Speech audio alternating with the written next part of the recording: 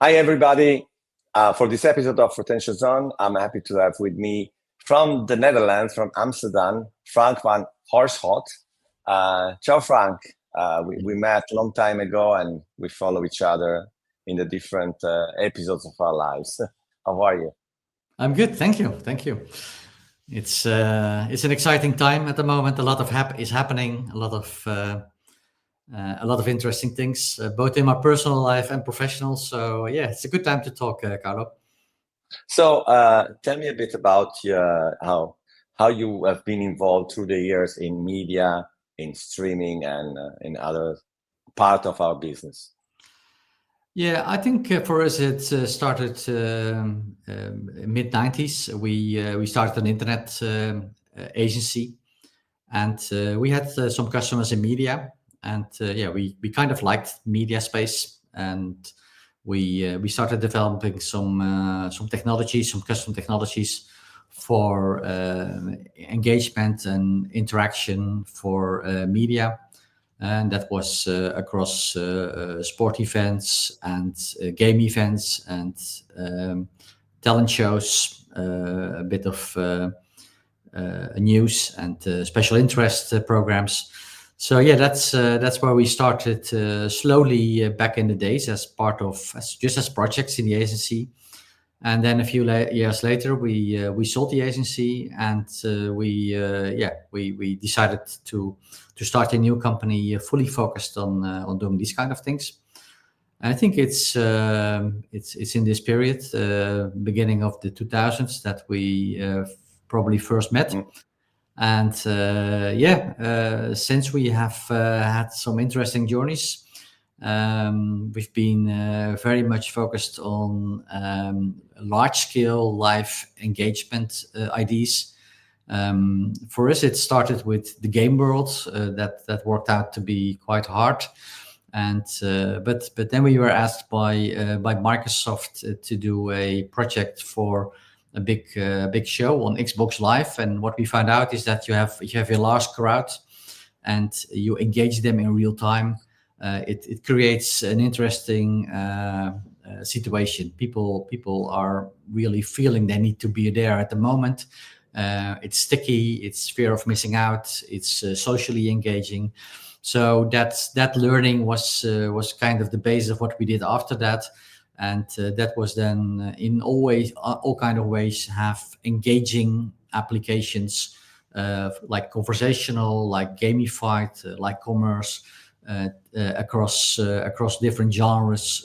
But basically everything that can live as a big live event. So absolutely, the moment. So as we are at retention zone, one of the very often words that is put together with retention is engagement, right? So I think that's part of the discussion today. But I know your company has been at NAB, and even if now it's 1 month, I'm trying to figure out what is the state of the market, and there's been a lot written about it. But what do you feel is this the state of the media and streaming market? How are we doing? I think it's shifting, and we've seen, for example, MIP in Cannes becoming less popular. I think we see that with NAB. On the other hand, I see CES becoming much more interesting. IBC is becoming much more interesting. A lot of people that I spoke to were going to possibly this week. There's an interesting podcast conference in London. A few weeks back, there was a very interesting event for creators in Dubai. So I think everybody's kind of looking for its new spot in the market. Some are more successful and some are less successful. And it seems NAB is not in a very good shape at the moment. It's not the place. You're biased because you're in Amsterdam and you want to push IBC, I think. No, it's true that I've heard that the number of potential customers for people on the vendor side like us was not like super good. On the other end, IBC is growing, I think. We will have another retention zone live event we'll announce soon in Amsterdam. So yeah, I was there really last looking year. forward to it. It was a nice event. It was the day before So we were still fresh and we were full of energy. So good timing. How do you think? One more thing about this. I think in general, it's hard for people in the industry to know where to go. I think there's potentially 80 or 90 events a year that we could go to. And it used to be quite clear. This kind of people were going there, and you have people 5 were or going there, 7. and you had like 3, 4, 5 events a year, and you kind of covered everything, and were able to meet everybody. And now it's all over the place, and it needs to grow in a new normal where it's kind of clear where we see the right people at the right moment again. I agree. So let's go back to the core of this discussion. So obviously there are many ways, because I'm up now, I don't remember, 60 something episode. Everybody has a different recipe or concept of how to retain customer, how to, after you've spent so much money and effort to acquire customers, how you fight churn. So there are different aspects. As I said before, one word that was often used is engagement. And I think we all believe that engagement has attention, but are we really, is it really happening? Are we really sure? Well, what is your take after so many years in the industry? Yeah.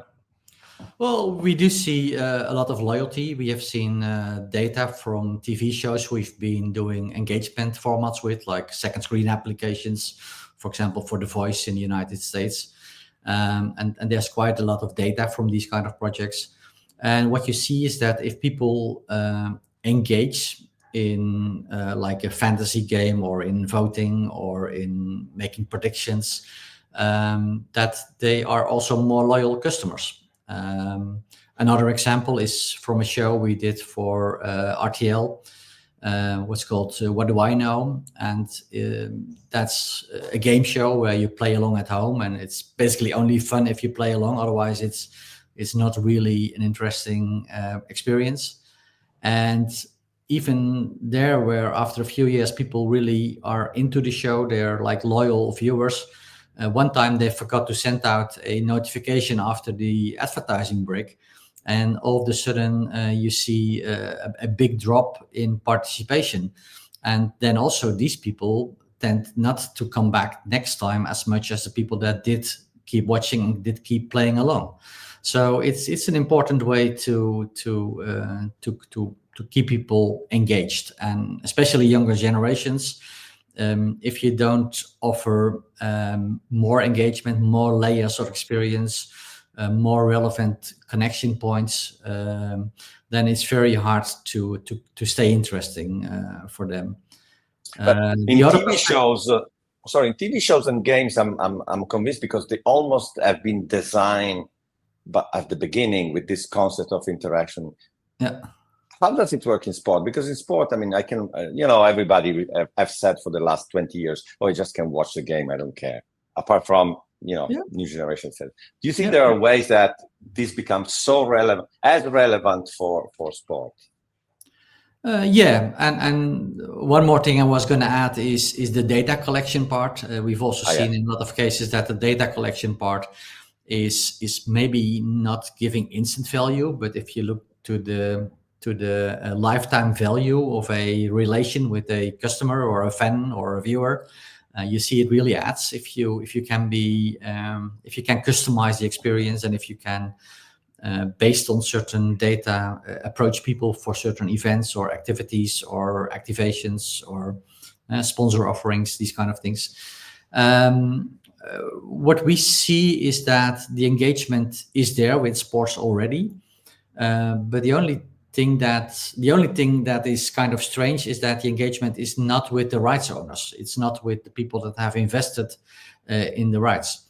It happens on other platforms like Instagram, or it happens on sports data platforms. It happens in groups on messaging applications like WhatsApp. It happens on the betting sites where they look at where they have see how they are doing in having the option to win some money. So there's a lot of things happening around sports, also engagement activities in real time that are not part of the experience the way as it is offered by the broadcaster or the rights holder. And that's a big miss, because they're in pole position to have multiple layers of engagement with the viewers, but they leave that to third parties who have not invested in the rights to exploit these options. And I think that's where there is a lot of opportunity. You can still say that if you just watch the game, that's fine, and there's a group in the market where that is, I guess that's true. But especially with younger generations, that it's not the way they watch sports. I have an anecdote from a friend of me that started watching championship games from European Championship with the friends of his son, and he got so annoyed that they were not really watching the game, but only doing messages and look at stats and be active with their betting activities. And during the break, he left the room and he got to his own place to be able to just watch the game. So yeah, that's how it works. There was a recent research in the US from a company that we work with, and they found out that Gen Z is on average doing 7 things at the same time when they watch content. And that can be Instagram, that can be a WhatsApp group, that can be a betting application, that can be a gamification application like a fantasy game event. There's so many things they do, and what kind of attention share can you get from your viewer? How can you monetize the rights in a way that you grasp as much value as possible in all these extended experiences? I'm not sure it's only Gen Z, because I'm doing the same, and I'm definitely not Gen Z. Yeah, but we are like in crowd, so we are curious, and I don't think we are. But there's many people from our generation as well, but especially Gen Z. I mean, there it's not 40%. There it's 95% of the. And do you see ways with the current, content structure where this can be enhanced? Because again, we want these people to stay more upgrade if there is a better plan, or don't be distracted by the other offerings. Don't think that they just need the WhatsApp groups, etc. to be real fans. Yeah, I think that there's a lot of ideas on how to do that, and I was reading the other day the interview you had with your guest from Atletico Madrid, and if you look at how they do it, I think that's quite interesting. And so there's more examples like that of people that are doing that very well. If you look at the NFL in the States, you see that they make alternative versions with alternative commenting. We have a project where we look at a different way of versioning, like having the team manager's perspective and have commenting based on that. It can also be for women that kind of might want to make fun of the sport, and they have a female stand-up comedian having a comment in a way that fits to these women that are not big fans of soccer, but that enjoy it in that way. So there's this whole versioning idea, and that can be technical versioning, like with AI tools, translations, captions, dubbing, famous voices from the past, like Johan Cruijff, to know a Dutch guy that is that's giving his perspective and commenting from that perspective to a certain game.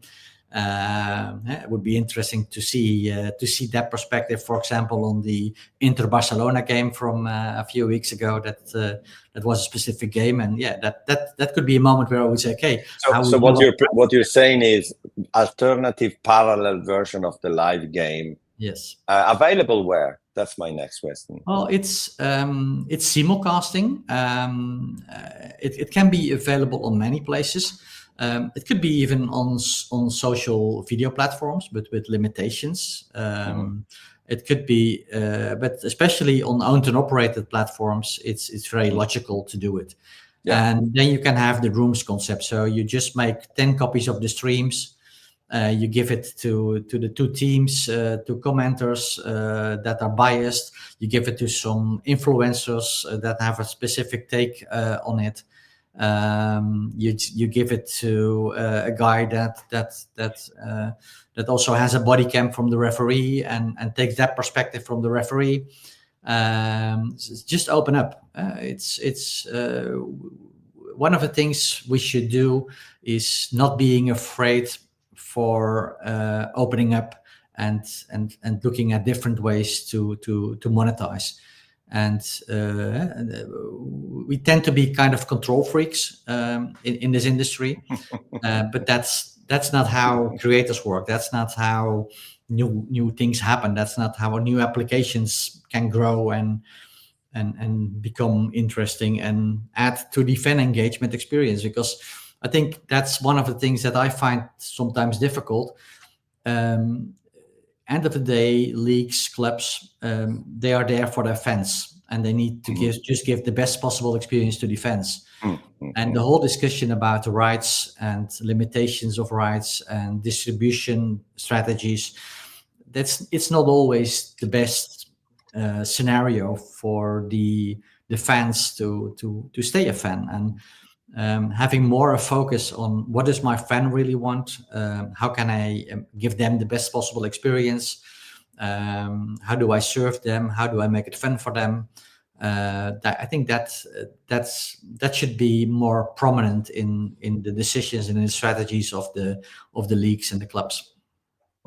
So I'm normally actively listening, and as you were talking about the alternative version, the engagement, I was thinking with my retention zone. So sorry, with my retention zone T-shirt, not hat, on.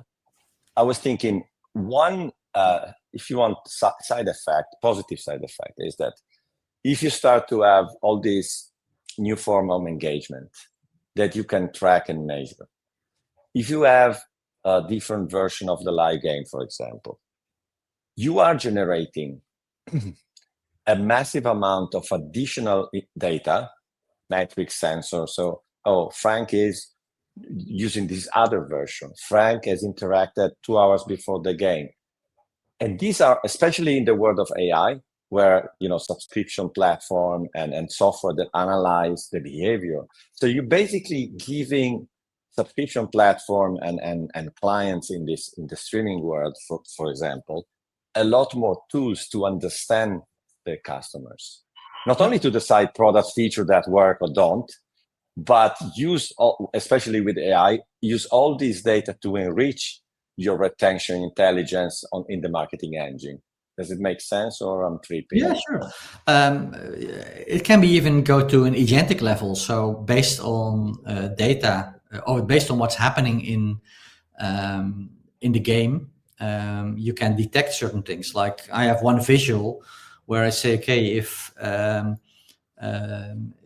certain if Haaland does this in the game, that's basically a sign he's going to score a goal within 2 minutes, and that can trigger something. And this is a very kind of it's a gimmick, but in general, with video language models that can be trained on movements, that can be trained on players, that can be trained on situations, and in general it can be trained on locations and on brands and all these kind of things.